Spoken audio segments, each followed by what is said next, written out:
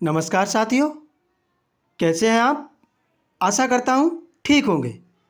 स्वागत है आपका अपने परिवार प्रकाश क्लासेस में।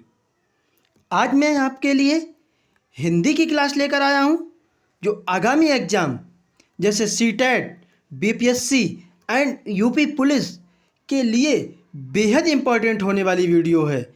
इस वीडियो को पूरा देखें। अगर वीडियो पसंद आए तो वीडियो को लाइक करें और ज़्यादा से ज़्यादा शेयर करें और चैनल को सब्सक्राइब कर लें। बिल्कुल फ्री में आपकी तैयारी कराई जाएगी, कोई भी चार्ज आपसे नहीं लिया जाएगा। चलिए तो स्टार्ट करते हैं। पहला क्वेश्चन आपकी स्क्रीन पर। पहला क्वेश्चन कहता है कि टा वर्ग का उच्चारण स्थान है। जो टा वर्ग है वो आपका कहाँ से बोला जाता है ये आपको बताना है। क्या कंठ, दंत, मूर्धा या भैया ओष्ठ से। तो कहाँ से बोला जाता है ये बिल्कुल देखिए मैं आपको बताता हूँ।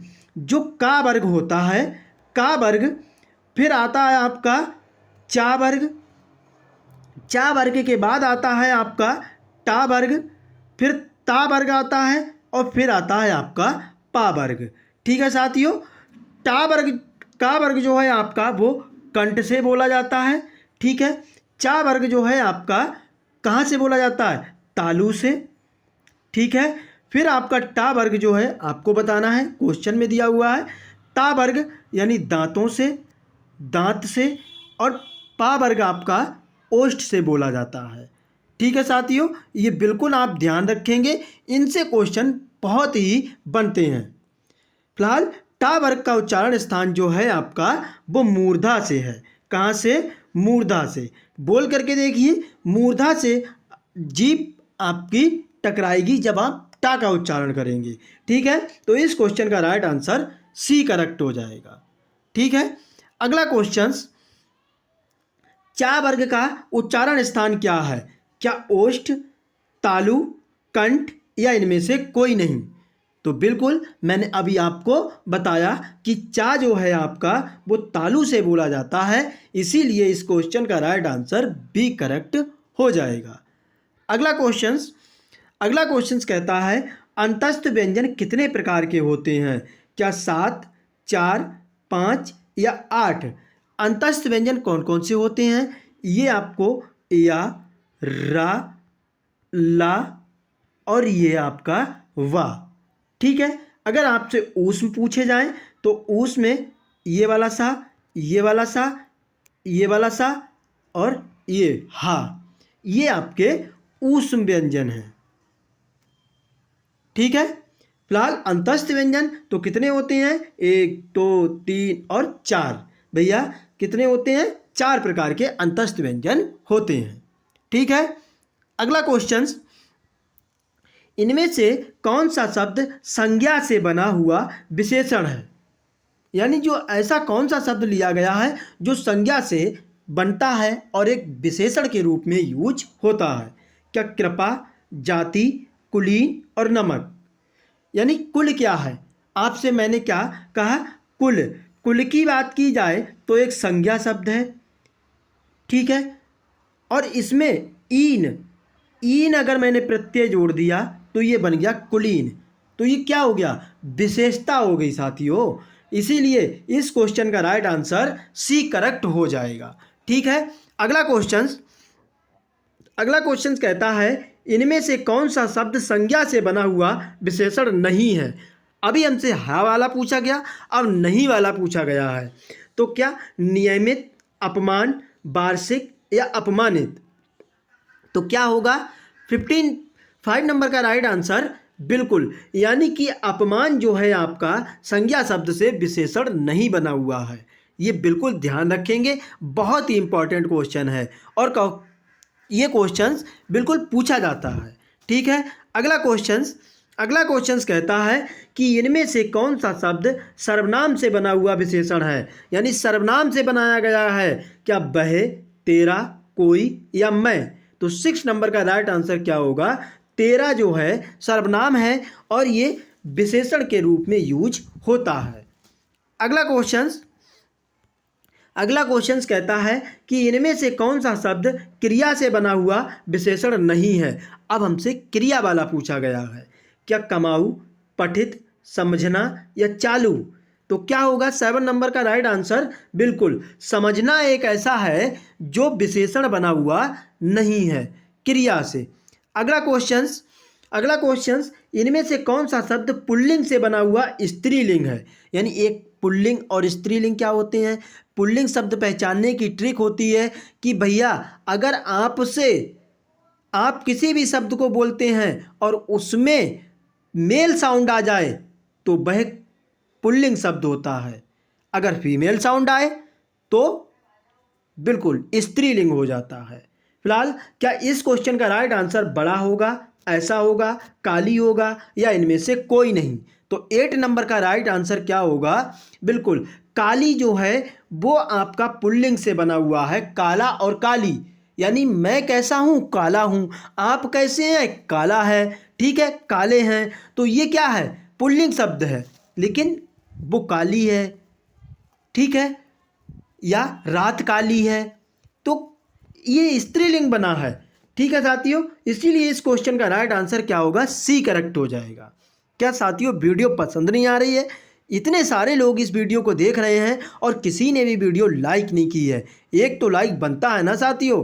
फ्री में बिल्कुल तैयारी करने के लिए चैनल को सब्सक्राइब कर लें। प्रकाश क्लासेस आपके लिए हर एग्जाम की तैयारी बिल्कुल फ्री में कराएगा। अगला क्वेश्चन आपकी स्क्रीन पर, कौन सा शब्द गुणवाचक विशेषण है? क्या 10 हाथी, लाल फूल, 5 लड़के या इनमें से कोई नहीं? तो बताइए इसका गुण फूल कैसा है भैया? लाल है, तो उसकी कहीं ना कहीं विशेषता बताई जा रही है। तो यही तो एक क्या हो गया?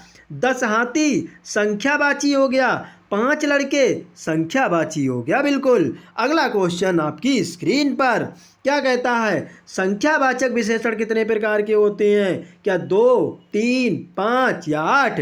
तो 10 नंबर का राइट आंसर क्या होगा? कमेंट कीजिए साथियों। Very good. यानी कि जो संख्यावाची विशेषण होते हैं वो 3 प्रकार के होते हैं। अगला क्वेश्चन क्या कहता है कि प्रयोग की दृष्टि से विशेषण कितने प्रकार के होते हैं? अब क्या 2 प्रकार के, 4 प्रकार के, 10 प्रकार के या भैया 8 प्रकार के? तो प्रयोग में लाए गए हैं ऐसे विशेषण कितने हैं, ये कमेंट कीजिए आप। बिल्कुल, वेरी गुड। यानी कि ये आपके 2 प्रकार के होते हैं। ठीक है। अगला क्वेश्चन, दांत का उच्चारण स्थान क्या है? क्या कंठ, ओष्ठ या नाक या इनमें से कोई नहीं? आप दांत को बोलेंगे तो आप कहाँ से बोलेंगे? 12 नंबर, बिल्कुल, यानी नाक से बोलेंगे। दांत बोल के देखिए, जीभ तो चलेगी लेकिन जीभ के साथ जो हवा है हमारी वो नाक से निकलेगी। ठीक है साथियों। अगला क्वेश्चन कहता है हिंदी में कितने वर्ण हैं? 49, 52, 55 या 59? ये तो सभी जानते हैं। 52 हमारे क्या हैं? वर्ण हैं। ठीक है। अगला क्वेश्चन वाह का उच्चारण स्थान क्या है? अब आपसे वाह पूछा गया है, बोल के देखिए साथियों।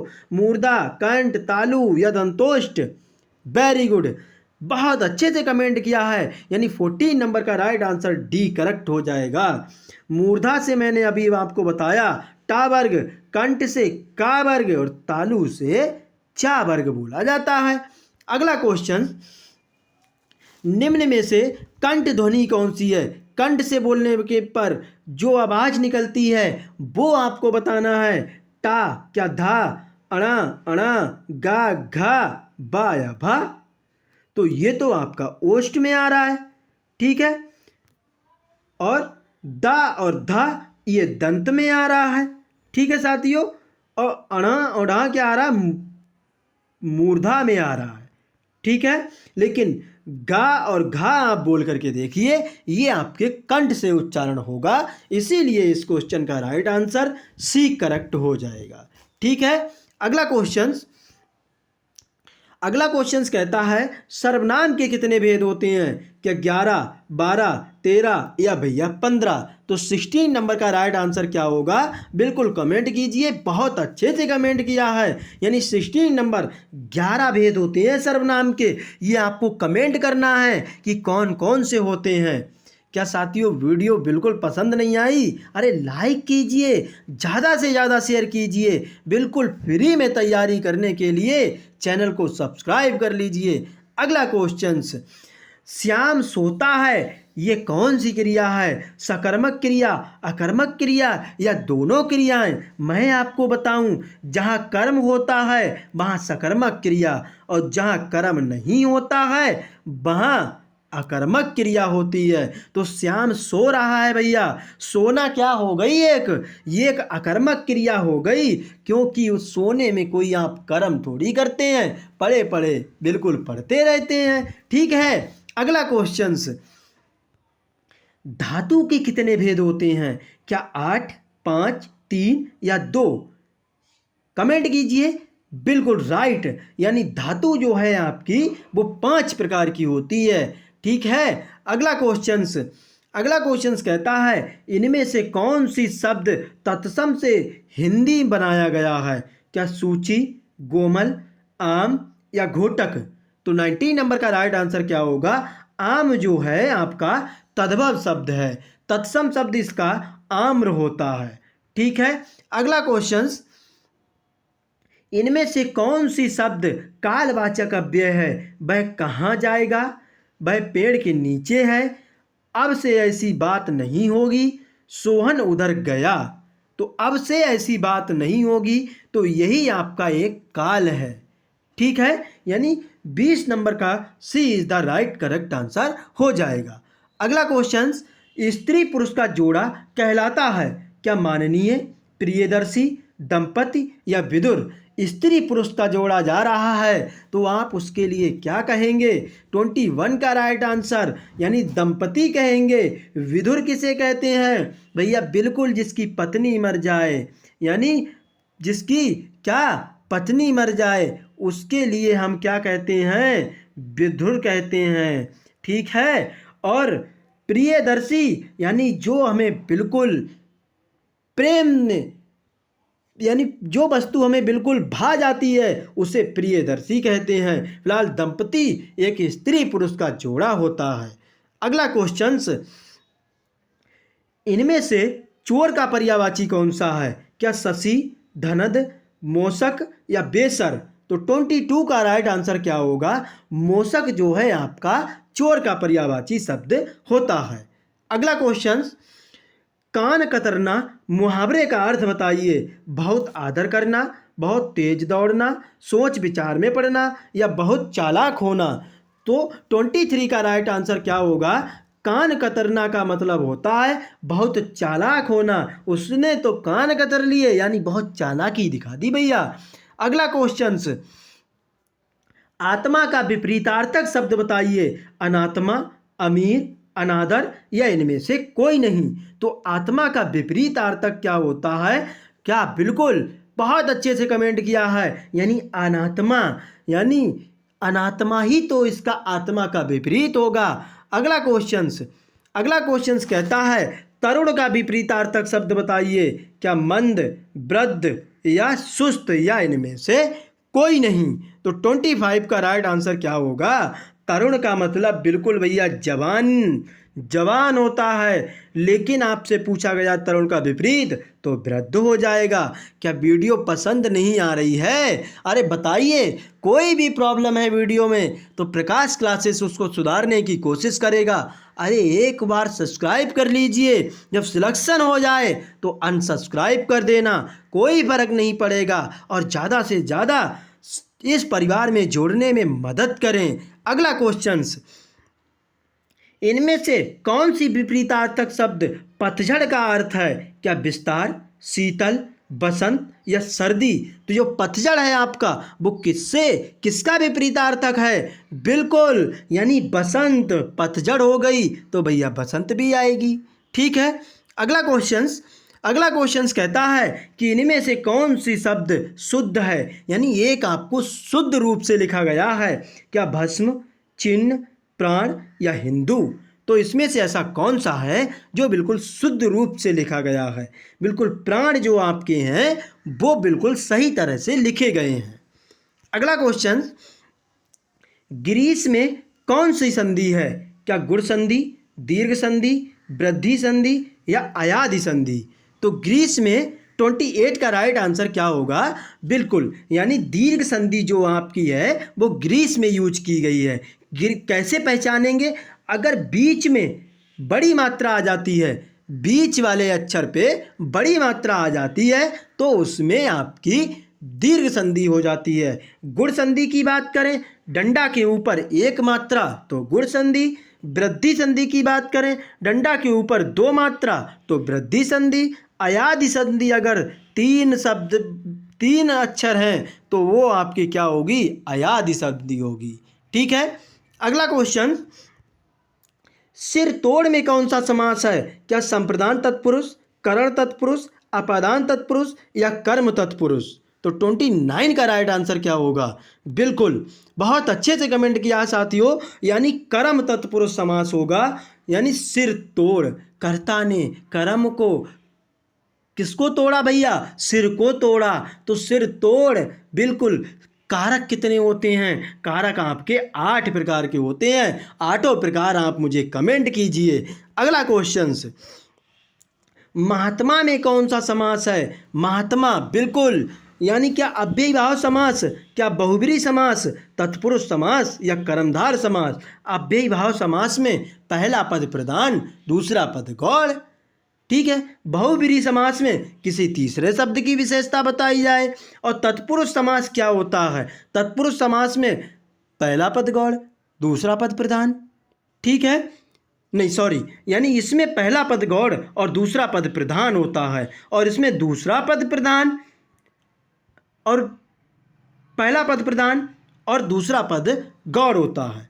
कर्मधार समास यानी किसी भी शब्द की, किसी भी चीज़ की विशेषता बताई जाए तो वहाँ कर्मधार समास होता है। फिलहाल आत्मा कैसी है, महान है, तो बिल्कुल 30 का राइट आंसर डी हो जाएगा। अगला क्वेश्चन, अर्थालंकार के कितने भेद होते हैं, क्या 11, 12, 14 या 18। तो 31 का राइट आंसर क्या होगा, अर्थालंकार के जो भेद होते हैं वो आपके 12 होते हैं। ठीक है। अगला क्वेश्चन, इनमें से रस कौन सा भेद है, क्या उल्लेख, करुण, रूपक या इनमें से कोई नहीं। तो 32 का राइट आंसर क्या होगा, बी होगा यानी करुण होगा। अगला क्वेश्चन, इनमें से अलंकार के कौन से भेद हैं, छेका अनुप्रास, लाटा अनुप्रास, शब्दालंकार या इनमें से कोई नहीं। तो आपको अब अलंकार बताना है कि कौन सा भेद होता है अलंकार का। 33 बिल्कुल शब्दालंकार जो है आपका, वो आपका कौन सा है, अलंकार यूज होता है। अगला क्वेश्चन, वर्तमान हिंदी का प्रचलित रूप क्या है, क्या ब्रजभाषा, देवनागरी, अवधी या खड़ी बोली। जो हिंदी आपकी यूज होती है तो वो किस रूप में यूज होती है, बिल्कुल खड़ी बोली में यूज होती है हिंदी, याद रखेंगे। अगला क्वेश्चंस, हिंदी की आदि जननी कौन है, क्या पाली, अपभ्रंश, संस्कृत, प्राकृत। तो आदि जननी आपसे पूछा जाए तो ये आपकी संस्कृत है, बिल्कुल। अगला क्वेश्चंस, कौन सा अमानक वर्ण है, क्या भा, का, धा या खा। तो 36 का राइट आंसर क्या होगा, भा जो है आपका वो अमानक वर्ण है। ठीक है। अगला क्वेश्चंस, छा ध्वनि किसके अंतर्गत आती है, छा आपकी का और सा से मिलकर बनी है। ठीक है, का इसमें नीचे ये लगा हुआ हलंत है। ठीक है, तो ये आपका क्या आता है, संयुक्त वर्ण आता है। ठीक है, यानी संयुक्त वर्ण आपके 4 होते हैं, एक छा, त्रा, ज्ञा और आपका स्रा। ठीक है। अगला क्वेश्चंस, ज्ञा वर्ण किन वर्णों से संयोग से बना है, आपको बताना है, क्या इससे, क्या ये सही है, क्या ये सही, या भैया ये सही होगा? तो कमेंट कीजिए बहुत अच्छे से। अरे किसी ने भी वीडियो लाइक नहीं की है। इतने कम टाइम में अच्छा कंटेंट बिल्कुल प्रकाश क्लासेस आपको देने की कोशिश करता है और बिल्कुल हर एग्ज़ाम की तैयारी बिल्कुल फ्री में कराएगा। यूट्यूब पर कोई भी चार्ज नहीं। चैनल को सब्सक्राइब कर लीजिए और ज़्यादा से ज़्यादा शेयर भी कीजिए। फिलहाल इस क्वेश्चन का राइट आंसर ए हो जाएगा। ठीक है, अगला क्वेश्चन, अघोष वर्ण कौन सा है? क्या जा, सा, हा या आ? तो अघोष वर्ण आपसे पूछे गए हैं। आपको मैं बताऊं, ये का है, ये खा है आपका, ठीक है, ये फिर गा है और ये घा है और ये अड़ा है। यानी ये पहला, दूसरा, तीसरा, चौथा और ये पांचवा। ऐसी चावर गाता है, टावर गाता है, ठीक है, फिर आपका तावर गाता है, फिर पावर गाता है। आपसे अघोष वर्ण पूछा गया है, तो अघोष वर्ण क्या होते हैं? पहला और दूसरा वर्ण जो है आपका वो अघोष में आता है। तीसरा, चौथा, पाँच ये सघोष में आता है। ठीक है, तो आप देख लीजिए कौन सा ऐसा है जो इनमें आता है। 39 का राइट आंसर क्या होगा? बिल्कुल बहुत अच्छे से कमेंट किया है। यानी कि ये तो आपके देखिए, चा, छा, जा तीसरे में आया, सा, हा, ठीक है, यानी सा ये भी तीसरे में आ रहा है, हा भी अलग है, तो आ भी आपका एक क्या होता है? अघोष वर्ण के अंतर्गत आता है। जितने स्वर भी हैं वो भी आपके क्या हैं? अघोष हैं। ठीक है, अगला क्वेश्चन, जिन शब्दों के अंत में आ आता है उन्हें क्या कहते हैं? क्या अयोग बहा, अकारांत, अनुस्वार या अंतस्थ? तो 40 नंबर का राइट आंसर क्या होगा? बिल्कुल राइट है क्वेश्चन का आंसर, बिल्कुल सही से क्वेश्चन का आंसर दिया है, यानी उन्हें अकारांत कहते हैं। अगला क्वेश्चन, छा वर्ण किसके सहयोग से बना है? अभी बिल्कुल जस्ट मैंने पीछे बताया, ये का और सा से मिलकर बना है, यानी इस क्वेश्चन का राइट आंसर सी हो जाएगा। अगला क्वेश्चन, निम्नलिखित में से कौन स्वर नहीं है? आपसे स्वर क्या होते हैं ये पूछा जाए तो क्या बताएंगे? यानी ऐसे वर्ण जिनके उच्चारण के लिए किसी दूसरे वर्ण की आवश्यकता नहीं होती, उन्हें भैया स्वर कहते हैं। फिलहाल उ, उआ, ए और आ, तो इनमें से हमसे ये पूछा गया है, नहीं है, ये भी आपका स्वर है, ये भी आपका स्वर है और ये भी आपका स्वर है, लेकिन ये वाला आपका स्वर, सॉरी, ये वाला आपका स्वर नहीं है, ये नासिक व्यंजन के अंतर्गत आता है, यानी इस क्वेश्चन का राइट आंसर बी हो जाएगा। अगला क्वेश्चन, निम्नलिखित में कौन सा पश्च स्वर है? क्या ई, ड, आ या जा? तो पश्च स्वर आपसे पूछा गया है। 43 का राइट आंसर क्या होगा? आ जो है आपका वो पश्च से बोला जाता है, यानी जीभ के पीछे वाले भाग से, बिल्कुल इसीलिए इसे पश्च स्वर कहा जाता है। अगला क्वेश्चन, निम्नलिखित में से कौन सा एक संयुक्त व्यंजन नहीं है? यानी संयुक्त व्यंजन दो अक्षरों से मिलकर बना हो उसे संयुक्त व्यंजन कहते हैं। क्या ये और ये? तो ये भी आपका संयुक्त व्यंजन है। ठीक है साथियों, ये भी है आपका, ये भी है, लेकिन ये आपका संयुक्त व्यंजन नहीं है। अगला क्वेश्चन, यार अलावा किस वर्ग के व्यंजन हैं? क्या ऊष्म, ओष्ठ, तालव्य या अंतस्थ? ये भी मैंने स्टार्टिंग में ही बताया, ये आपके अंतस्थ व्यंजन होते हैं। ठीक है, अगला क्वेश्चन, कंठोष्ठ ध्वनि का उदाहरण क्या है? यानी जो कंठ और ओठ से मिलकर बोली जाती है, ए, ता और या का? तो 46 का राइट आंसर क्या होगा? यानी कंठोष्ठ जो है आपका ए है। ठीक है,